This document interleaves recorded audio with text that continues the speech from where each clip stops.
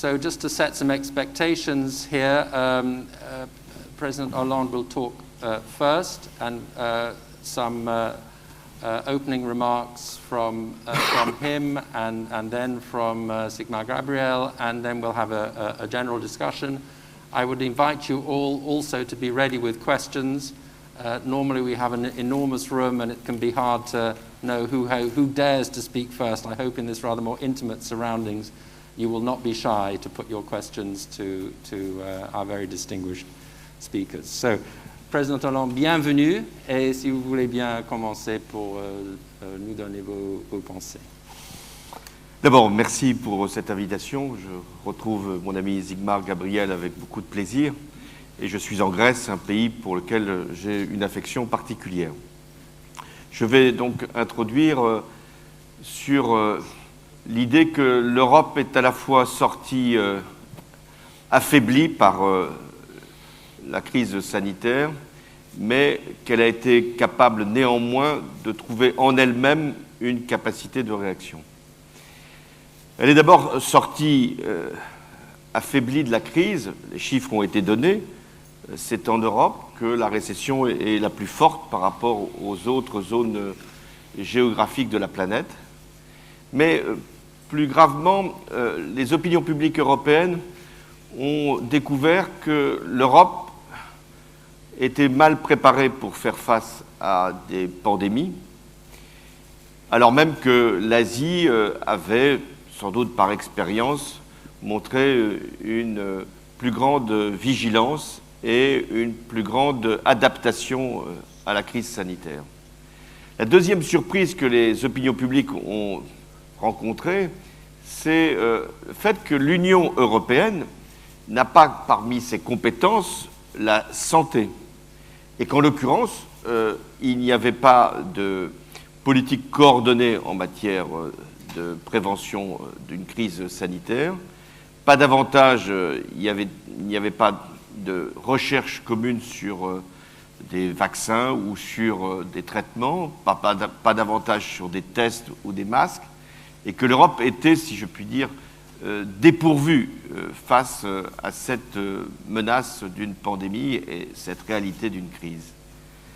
Nous avons eu aussi des réactions qui, en fait, ont été très nationales par rapport à la pandémie, avec le rétablissement des frontières, ce qui est une entorse très grave aux règles de libre circulation prévues par les traités. Certes, c'est une exception qui a été utilisée à juste titre, puisque les pays peuvent, pour des raisons majeures, rétablir les frontières.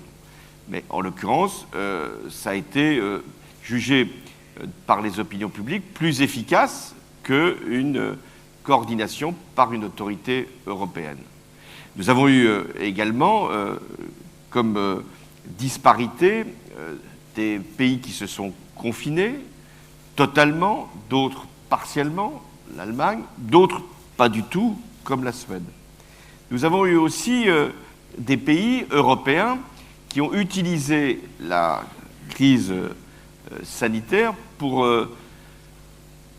priver de liberté leur population, voire même leur opposition. Hongrie, Pologne notamment, sans sanction réelle de la part des autorités européennes. J'ajoute à ce constat déjà sévère que l'Union européenne a mis du temps pour prendre la mesure de la pandémie, alors même qu'il y avait des indices qui pouvaient établir que la contagion serait mondiale, et même du temps pour trouver des réponses appropriées sur le plan économique et financier à la gravité de la crise qui s'annonçait. Des semaines, peut-être même des mois ont été perdus. Il coûte cher ces mois en termes d'emploi et d'activité, puisque nous affrontons une des plus graves récessions depuis la Seconde Guerre mondiale. Mais ces retards coûtent cher aussi politiquement par rapport au jugement sur l'efficacité comparée des régimes démocratiques ou des régimes autoritaires. Et il en est, y compris en Europe, qui considèrent que les régimes autoritaires sont plus appropriés, plus adaptés, plus efficaces pour lutter contre des crises que les régimes démocratiques, ce qui pour l'Europe est un défi tout à fait majeur, puisque l'Europe est fondée principalement sur la supériorité de la démocratie sur toute autre organisation de société. Les divisions sont apparues à cette occasion-là, et nous avons aujourd'hui 3 Europes au sein de l'Union. Une Europe de l'Est qui considère que c'est autour de l'identité nationale qu'il faut construire l'avenir, tout en restant dans l'Union européenne pour en tirer avantage. Une Europe du Nord qui est devenue plus frileuse, moins solidaire. Et puis une Europe du Sud qui est considérée comme plus frugale, plus légère et souvent plus en difficulté par rapport aux crises successives. Et au milieu, l'Allemagne qui fait la synthèse entre ces 3 Europes comme elle peut, c'est-à-dire de moins en moins bien. Alors, néanmoins, je l'ai dit, l'Europe a pu marquer, y compris dans cette crise, une capacité de réaction. D'abord, la Banque centrale européenne a continué à approvisionner les marchés en liquidités et permis que les taux d'intérêt restent à un niveau très faible, autour de 0, et même ici en Grèce, autour de 1 ou 2%. Deuxième réaction tout à fait précieuse et innovante, c'est l'autorisation qui a été donnée à la Commission européenne suite à un accord franco-allemand de pouvoir emprunter et de pouvoir utiliser le produit de cet emprunt pour à la fois le reverser en termes de dons à des pays, de dotations budgétaires, et de l'autre, de pouvoir prêter à des taux préférentiels aux pays les plus en difficulté. Ce qui fait que, pour la première fois depuis longtemps, l'esprit de solidarité l'a emporté sur l'égoïsme national, et il y aura des transferts aux États les plus impactés par la crise. Le plan de relance européen est donc une innovation majeure issue de la crise, et ce qui ne semblait plus ou ne semblait pas possible hier est devenu réalité aujourd'hui. Donc il y a eu aussi, malgré les divisions que j'ai indiquées, un effort de cohésion. Cette cohésion reste fragile, mais néanmoins elle tient. Et tout à l'heure, dans la discussion que nous aurons, cette cohésion a été maintenue, y compris face au Brexit, c'est-à-dire face au Royaume-Uni, et il y a, de ce point de vue, une voix unique qui s'exprime, en l'occurrence par Michel Barnier, pour la négociation. Je veux conclure en disant que pour l'Europe, si la cohésion a fini par avoir le dernier mot, les divisions restent profondes, ce qui peut à terme mettre en cause l'idée même de l'Union européenne. Les divisions restent profondes sur au moins 5 sujets. Le premier, c'est la relation transatlantique, c'est-à-dire le rapport aux États-Unis et la question de l'Europe de la défense.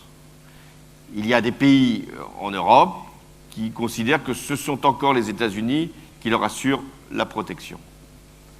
Il y en a d'autres qui ont compris qu'il y a un mouvement irréversible qui va bien au-delà de savoir si c'est Trump ou Biden qui gagnera, un mouvement irréversible qui inscrit les États-Unis aujourd'hui dans un retrait par rapport à la protection de l'Europe. Mais faut-il en tirer les conclusions? Et pour l'instant, l'Europe de la défense n'a pas véritablement progressé. Le deuxième sujet de friction, voire de division, c'est l'immigration et l'accueil des réfugiés. On en a un exemple en ce moment par rapport au camp de Lesbos. On voit bien la difficulté d'assurer une répartition des réfugiés. Et des pays s'y refusent absolument.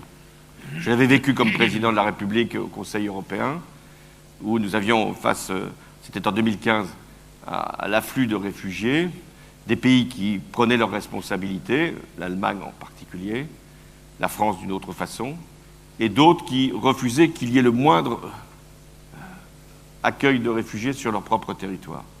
Cette attitude n'a pas changé, et s'il devait y avoir de nouveau des arrivées massives de migrants, nous aurions la même impasse. Le troisième sujet de division, c'est la relation avec la Russie.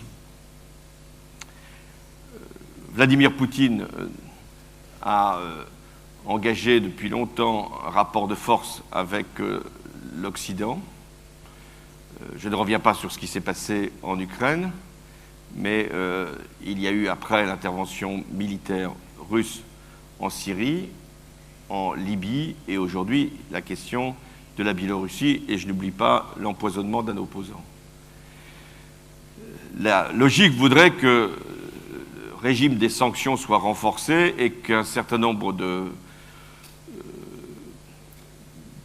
concessions soient faites pour revenir sur des infrastructures qui avaient été prévues en lien avec la Russie, Nord Stream en particulier. Des pays y sont favorables, d'autres s'y refusent. Des pays ont très peur de la Russie, on peut les comprendre, d'autres commercent avec la Russie, la France en particulier. Donc nous avons là un point majeur pour la cohésion de l'Europe, le rapport avec un voisin puissant et qui a des visées aujourd'hui impériales. Ce que je dis pour la Russie vaut également pour la Turquie. Là encore, nous voyons bien ce que fait le président Erdogan en Syrie, en Libye, en Méditerranée. De ce point de vue, il y a un parallélisme tout à fait évident dans les stratégies impériales de la Turquie et de la Russie. C'est une vieille histoire, et l'histoire peut quelquefois se répéter. En tout cas, elle se prolonge.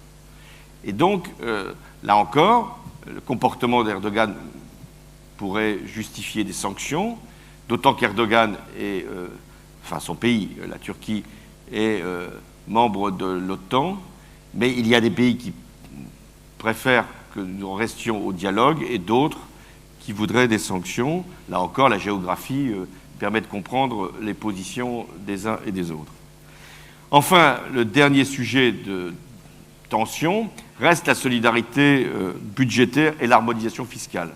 Certes, des progrès ont été accomplis en matière de solidarité budgétaire, mais sur l'harmonisation fiscale, on voit bien que les Européens divergent. On l'a perçu sur la question des GAFA, on le voit aussi sur la question d'un impôt minimal sur les sociétés. Et tant qu'on n'aura pas réglé cette question majeure de la solidarité budgétaire et de l'harmonisation fiscale, y compris pour financer l'emprunt qui vient d'être lancé, nous resterons dans une Europe relativement impuissante. Donc là, et je conclus là-dessus, la grande question qui est posée aux Européens, c'est de savoir si ils en restent à 27, peut-être demain à 28 ou à 30. Ce n'est pas d'ailleurs une question simplement d'élargissement qui est en cause, de taille. Est-ce qu'ils en restent à cette grande union qui a quand même accompli des progrès, qui a permis à des pays de sortir de ce qu'était le totalitarisme et d'accéder à des libertés et de créer un grand marché et aussi une monnaie stable et forte?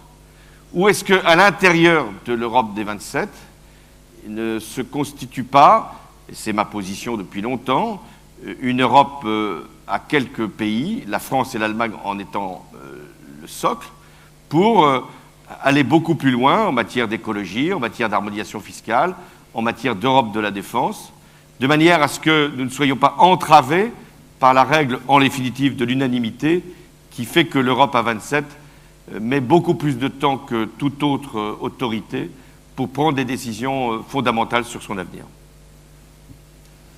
Merci beaucoup. Est-ce que je peux vous poser une question avant de passer à M. Gabriel? Sur la France, vous avez parlé de cette Europe divisée en trois et l'Allemagne qui essaie de faire les liens entre ces trois Europes. Quel est le rôle de la France et est-ce que la France joue son rôle bien dans cette crise? Je pense que la France a, depuis plusieurs années, compris que seule elle pouvait prendre des initiatives, mais elle ne pouvait pas régler seule les problèmes. Et donc, l'accord avec l'Allemagne est une condition indispensable pour faire avancer l'Europe. Ça ne veut pas dire que la France ne pourrait pas faire entendre sa voix. Elle l'a fait entendre encore sur la question de la Méditerranée ou sur la question de la solidarité budgétaire. Mais elle doit s'appuyer sur une relation très forte avec l'Allemagne. Deuxièmement, la France doit expliquer aux Européens, je l'ai fait tant que j'ai pu, que leur sécurité dépend non pas simplement de leur relation avec les États-Unis, mais du règlement des conflits autour de l'Europe. Penser que l'Europe peut vivre dans une espèce de tour d'ivoire et qu'elle n'est pas concernée par ce qui se passe en Syrie, au Mali ou en Libye est une vue de l'esprit. Il y avait des collègues au Conseil européen dans les années 2013-2014, quand je leur parlais de ce qui se passait en Syrie, qui pensaient que ce n'était pas le problème de l'Europe. Et ça l'est devenu avec la question des réfugiés. Donc le rôle de la France, qui est un pays qui a vocation à parler fort dans le monde, c'est de faire comprendre à l'Europe que ce n'est pas la France qui veut imposer sa ligne de conduite en matière de défense, mais que c'est la France qui peut servir de vigie par rapport à ce qui se passe dans le monde. Enfin, je pense que et Sigmar et moi-même, nous y avons travaillé. Nous avons pu, et ce n'a pas été simple, notamment au moment de la crise grecque, faire comprendre à des pays qui étaient les plus récalcitrants que si l'on lâchait un pays, c'est nous-mêmes qui nous perdions. Et que donc, la cohésion de la zone euro, la solidité de la zone euro, dépend aussi de la solidarité entre les pays européens. Et c'est ce que je crois, le message que la France doit continuer de porter. Merci beaucoup. Let's pass to Sigmar Gabriel, former Vice-Chancellor of Germany. We have the Franco-German noyau dur here before us, so let's hear from your perspective. Thank you very much. Let me say one word to the last remembrance of my friend François Hollande, to the difficult negotiations about in the financial crisis. I only was the translator to German politics. He made the deal during the night with Angela Merkel, and I always had to call her every 10 minutes to translate what he told me. So this was a good cooperation, I think so, in that time. So thank you very much for your invitation and the opportunity to speak about the challenging times Europe is confronted with. And let me start with a small remark to your title. It's called Reinforcing Cohesion in Turbulent Times. And of course, everybody is debating about the COVID-19 and its economic consequences. For me, I would say it's a paradox situation. On the one side, COVID-19 is something like an accelerator for developments which we saw long before the crisis. On the other hand side, COVID-19 hides the structural problems. Look to Germany. We now have a massive job loss in the automotive industry. It had nothing to do with COVID-19, but it's debated under the umbrella of the policy against COVID-19. In reality, it's the consequences of a completely technological change in the automotive industry. So I would be careful to be too concentrated only on the pandemic and more look behind what's happened there. And so I would like to say a bit about the turbulent times outside of COVID-19 and the economy. I think we are really witnessing not only the end of the post-World War II order, but we are also witnessing the end of the Eurocentrism that began with the discovery of America in the 15th century and lasted 600 years. This area is definitely gone. No longer is the Atlantic center of gravity in the global value chain. It has been replaced by the Indo-Pacific. 60% of the world population lives in Asia, less than 10% in Europe. The economies of the Indo-Pacific region are recording predominantly high growth rates. Their share in global growth is more than 60%. 4 of 5 most populous states are bordering the Indian or Pacific Ocean. 20 of 33 megacities in the world are in this region.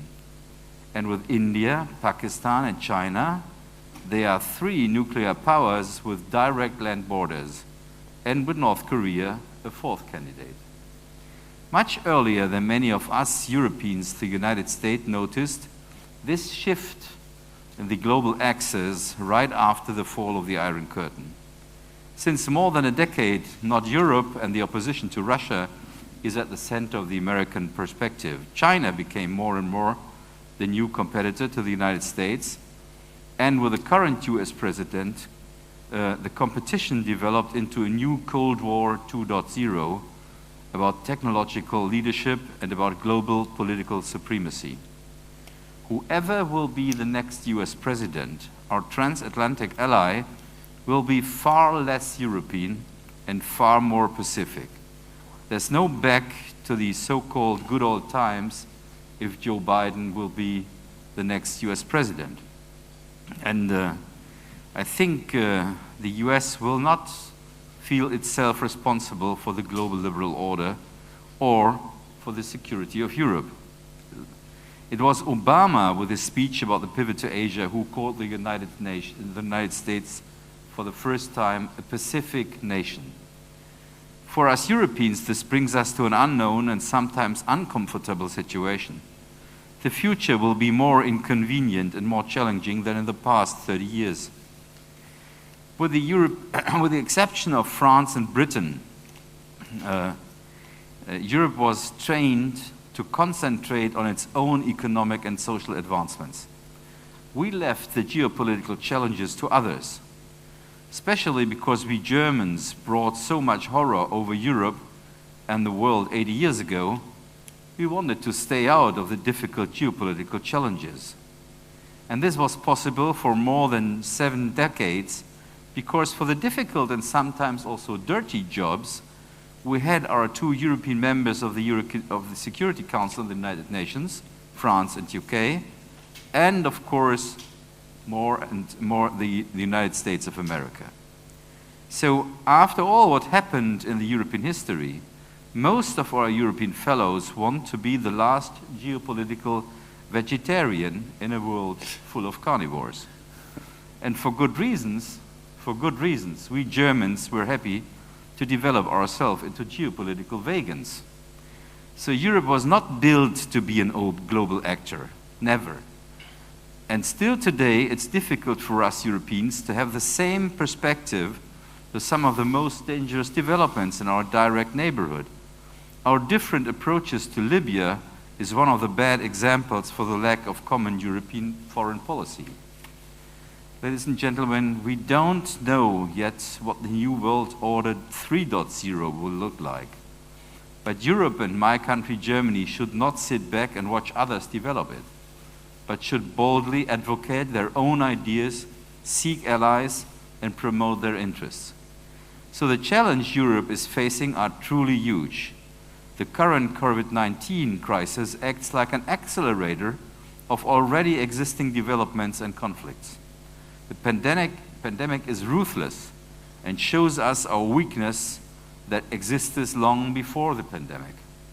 For example, the EU's disunity over financial and economic policy, the backlog in questions of digitization and artificial intelligence. The development of a global data-driven economy is putting Europe's, and particularly Germany's, traditionally industry-based economic model under massive and unprecedented competitive pressure. The virus shows us the fragility of our previous model of prosperity, which is dependent on open markets, free trade, and the export of European products. This is especially true for Germany. We will now see a slowing down of parts of the globalization, not only because of the virus, but especially because of the new Cold War between the US and China. And the virus makes it impossible to oversee the reluctance for international cooperation. If you compare the current corona crisis to the financial crisis of 2008, you can see how bad things are today. at the height of the financial crisis, the world came together at the G20 summit in Washington to jointly fight the crisis. The only meeting of ministers of foreign affairs on the G20 level ended without any conclusion because the United States and the 19 other members couldn't agree on the name of the virus. The US administration wanted to call the virus Wuhan or China virus and not COVID-19. Imagine that during one of the biggest crises in history of the modern world, we were not even able to agree on the name of the virus. None of all these trends are new or generated by COVID-19. But the pandemic shows us the fragility of our world like in a magnifying glass. We live in a G0 world without any internationally binding order. Although huge challenges such as climate change, the number of refugees, growing social inequality, and now the pandemic actually clearly show that we need more cooperation in the world. We live in a time when the willingness to cooperate seems to be declining, and alongside the COVID virus, also a new virus is in the world. It's called the My Nation First virus. However, the experience of the pandemic has also brought Europe a little closer together, like my friend François told us. The fact that has happened has a lot to do with the idea of the French president to launch a so-called European Reconstruction Fund of 500 billion euros and the support of this idea by the German Chancellor. Although Europe has to go a long way to a common reconstruction policy, this initiative not only gave the much-needed signal of European solidarity at the time, but also provided a counterpoint to the ever-growing chorus of those who sing the praises of liberal democracies and their multilateral institutions like the EU and incapable of actions and useless. Despite all the major obstacles that exist and the expected disputes between the member states over them, Europe and the European Union have demonstrated their ability to act in the face of their most serious crisis and have set a counterpoint that is visible in a world in which COVID has once again drastically reduced the willingness to cooperate between states. Although the world has changed dramatically during the last several years, we as Europeans have still a lot of common values and interests with all the other developed democracies around the globe. Of course with the United States, but also with countries like Japan, Australia, South Korea and others. For example, we have the same interests with regard to China. But the question is whether we can defend our interests together and create a level playing field that is binding for all countries in the world. At present, there seems to be a tendency that everyone tries to get the bet out of bilateral deals, like the United States, which tries to decouple itself from China and pushing Europe and other allies to do the same. I personally don't think that it will be possible to put China in a kind of house arrest. It's a country with 1.4 billion citizens.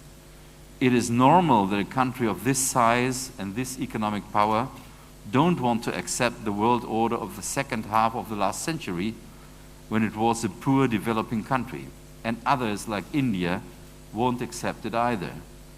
The question is not how to arrest China, but how to balance it and how to integrate them into a new global order where antagonist cooperation is possible on the basis of a fair level playing field.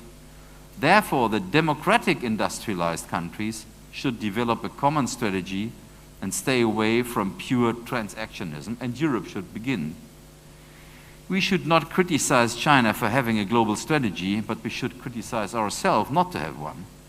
For example, why it's so impossible to have a transatlantic or even a European alternative to the One Belt and Road Initiative in Africa, and why even a high-speed railroad between two European capitals, Budapest and Belgrade, is financed by China and not by us Europeans. Instead of looking anxiously at the outcome of the US elections, fearing China's shadow, and lamenting the move away from geopolitical irrelevance, Europe should reflect on the power of its original idea and strength and set out on its journey with courage and self-confidence. I'm convinced that we Europeans stand at crossroads where we stand on our commitment only every few hundred years. To explain what I mean, you should look back exactly 600 years to the year 1418. It was then the Portuguese Emperor Henry the Navigator who sent out his European sailors along the coast of West Africa into the unknown to discover the sea passage to India.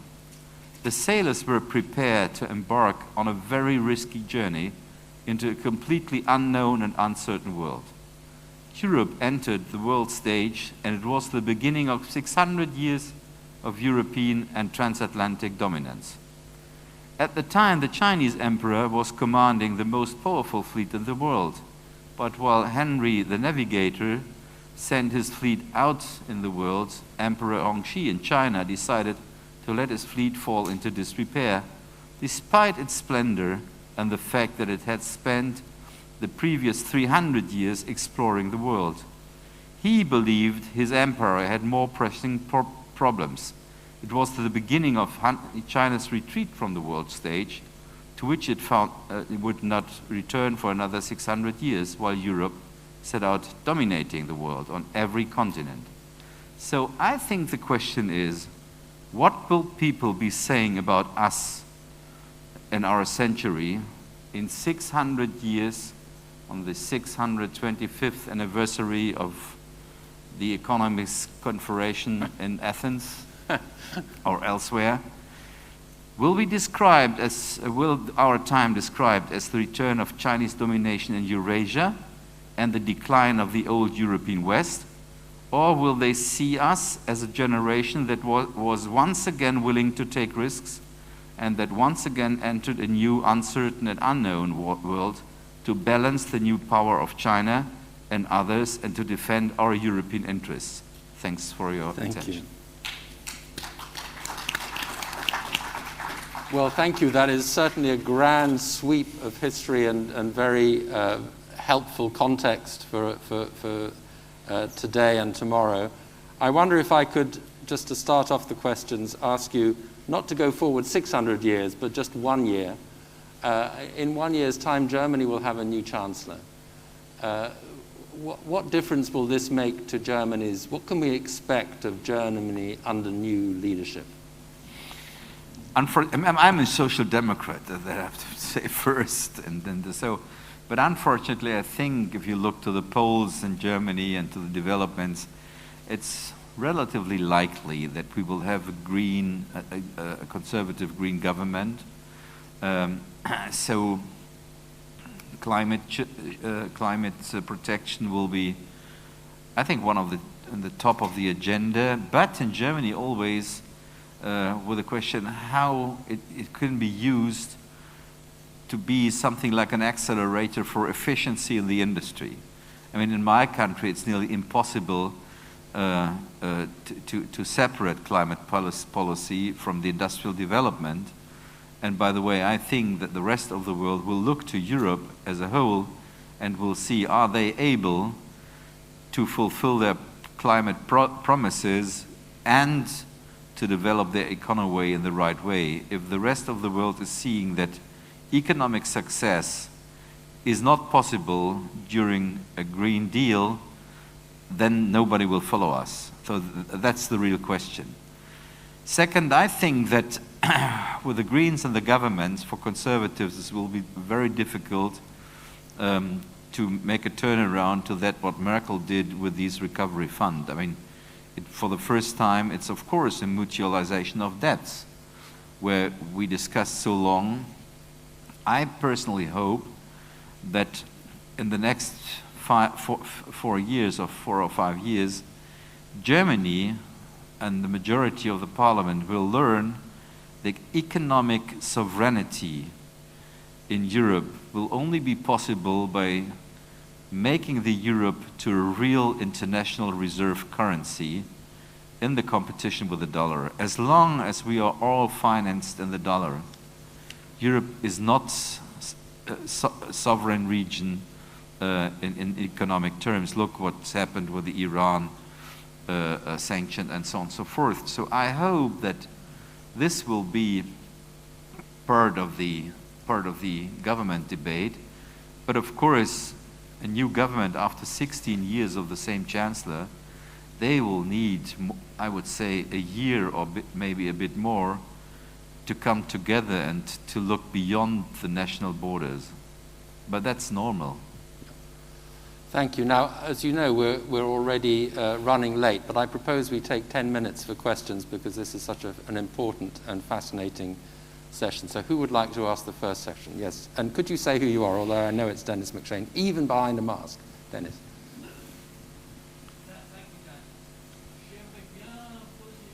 Sorry, I think the microphone isn't yet working.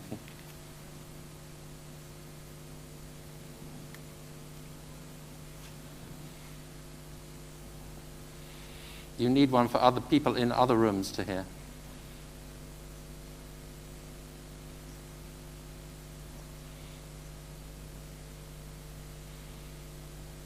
A mic is coming to you.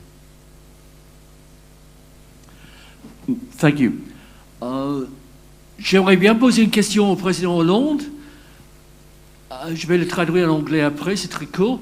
Pourquoi l'Europe est incapable de façonner une politique pour contrôler l'agressivité du président Erdogan dans tellement de domaines? Why is it so hard for Europe to shape a policy to contain maybe President Erdogan, who is being so aggressive in so many areas against European values, obviously against Greece?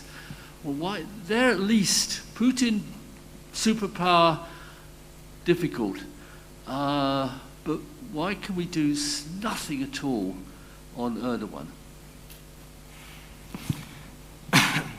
Merci de poser cette question à la France par Denis McShane. Ma réponse, elle est très simple.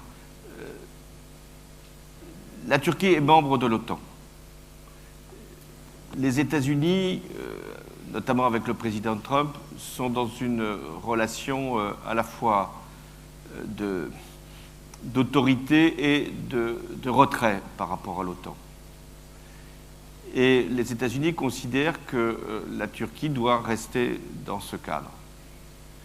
À partir de là, un certain nombre de pays européens, très soucieux de maintenir de bonnes relations avec les États-Unis et de faire que l'OTAN puisse encore avoir un avenir, préfèrent n'être pas exigeants à l'égard du président Erdogan.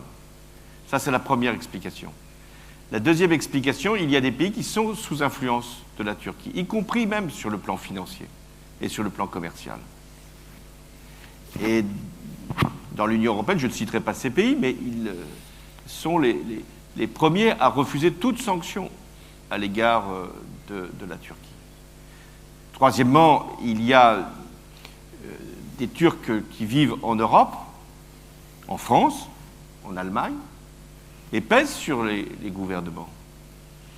Je pense qu'on a toléré trop longtemps le fait que le parti de M. Erdogan se soit structuré à l'intérieur même des pays européens. Le président Erdogan va faire campagne en Allemagne, en France, fait des meetings au moment des élections en Turquie. Et on tolère ce type d'intervention.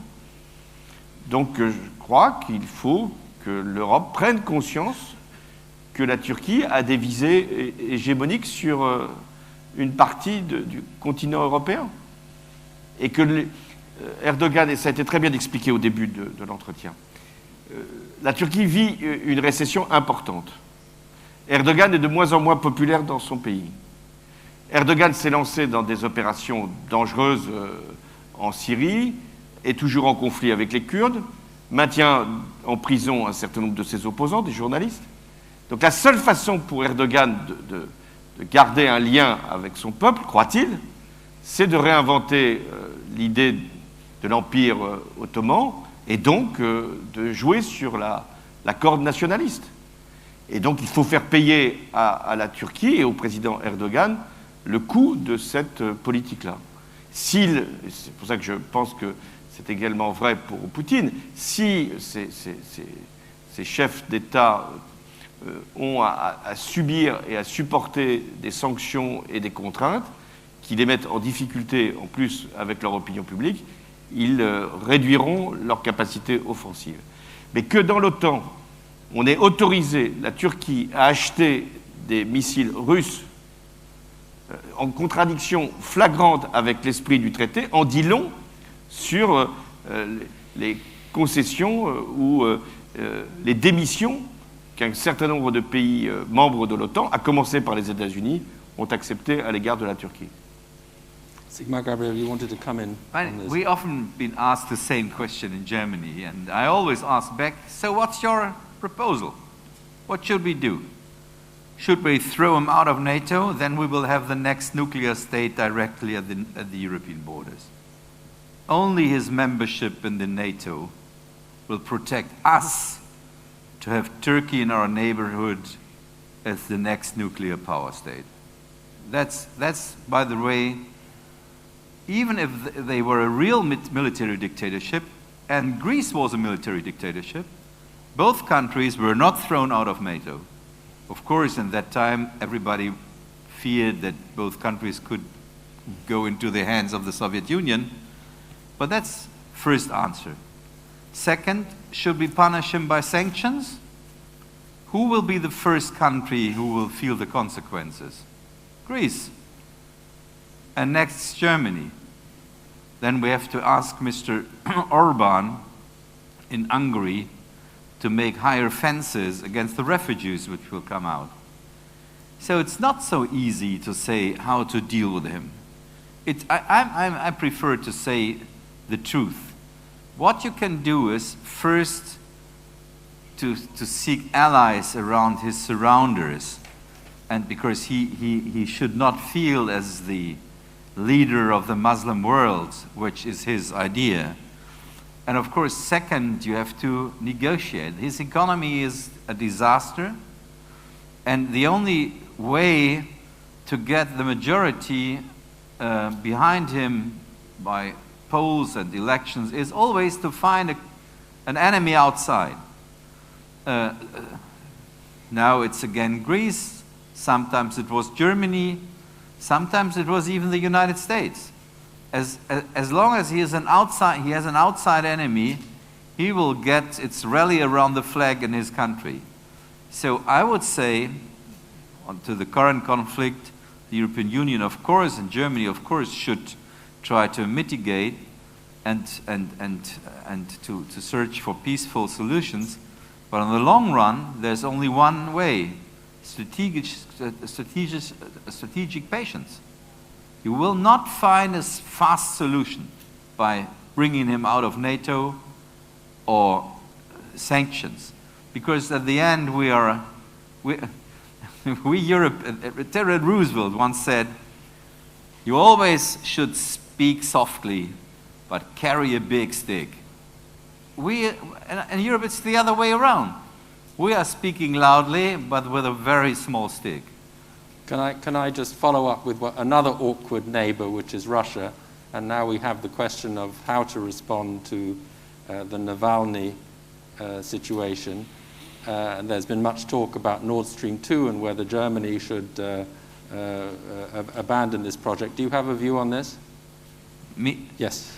Yes, of course, but it's... I mean, all the guys who were against Nord Stream 2 now have a new argument. But it's always the question, is Nord Stream 2 a threat to European energy security? That's in the core. I would say no. Why? Because Europe did a lot of be more independent, first by deciding to have a liberalized gas market. That was not the case before, 10 or 15 years before. So in Europe, it's the responsibility of the companies to decide from where they will get the gas. Second, Europe interconnected the gas infrastructure in a way we never had before.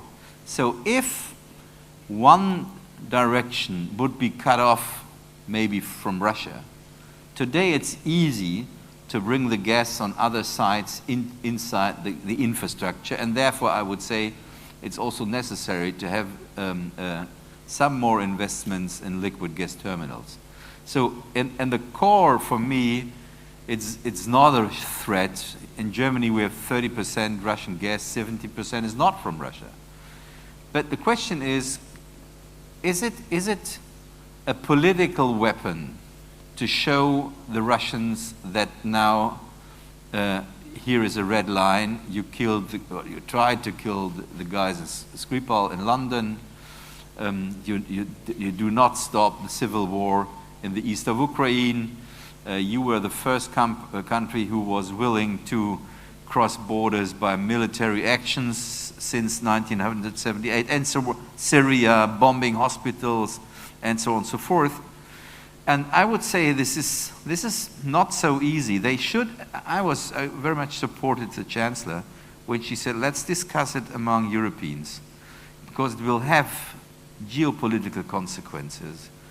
1972, Richard Nixon went to Beijing, not because he thought after an economic openness of China this would be developed into a democracy. He did not meet Deng Xiaoping, he met Mao Zedong. What was the reason? It was the grand strategy of the United States to split China from Russia. And it worked. We should be careful not to bring these two countries too close together. Normally they are not allies. They have border conflicts and so on and so forth. But if everybody is sanctionized by the West, these two countries will come closer together. That's my fear, that in Russia, a part of the intellectual surroundings of Putin, today they say, forget the West, think about the speech of his foreign policy advisor, 100 years of Russian solitude, which means we should go east. That's my personal reluctance. Let's take one more question. We're already over time, but who would like to ask one more question while we have this opportunity? No one in the room? In which case, I will ask one more question, because I think the question of migration in connection with the cohesion, it was already mentioned, but what is the answer to this migration problem in Europe? Monsieur le Président, perhaps you. Nous avons affronté une crise migratoire considérable en 2015, produite par les conflits au Moyen-Orient et en Afghanistan. Nous l'avons surmonté sans règles et sans principes, puisqu'en définitive, les traités européens n'ont pas été respectés. Et nous avons pu trouver une solution à la fin, qui a été d'accueillir ceux qui étaient déjà là, et de faire en sorte pour ceux qui viendraient d'être dans les hotspots. Si une nouvelle crise migratoire devait se produire, et elle est possible, y compris parce que Erdogan peut aussi, dans un souci de pression, laisser rentrer, ou laisser sortir en l'occurrence, des migrants pour venir jusqu'en Europe. On voit bien que les hotspots risqueraient d'être débordés, sauf s'il y avait une politique de répartition. Donc ça oblige à faire respecter les traités qui ont été signés par notamment la Turquie, mais c'est aussi un défi pour l'Union européenne. Est-ce que nous sommes capables, pour essayer de régler ces hotspots, de répartir cette population migrante ou pas? Or, aujourd'hui, nous n'en sommes pas capables. Nous réfléchissons sur un plan de répartition de 400 mineurs. Et nous comptons un à un les mineurs que chaque pays peut accepter. Vous imaginez s'il s'agissait de 400 000 personnes qui venaient? Donc, nous devons renforcer, bien sûr, la protection des frontières. Nous devons aider les pays qui sont des pays frontières comme la Grèce, l'Italie, Malte. Mais nous devons faire en sorte que nous puissions avoir, en cas d'urgence, un plan de répartition.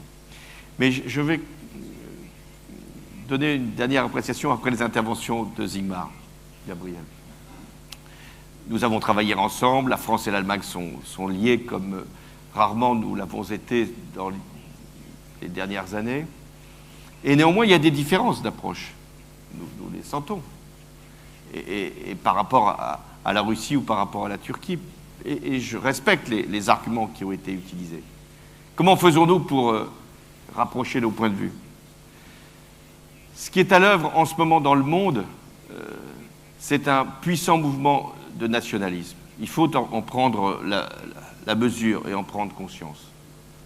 La Chine, qui a considérablement bénéficié de la mondialisation et qui veillera à toujours en être un des acteurs principaux, est aujourd'hui travaillée par le nationalisme aussi.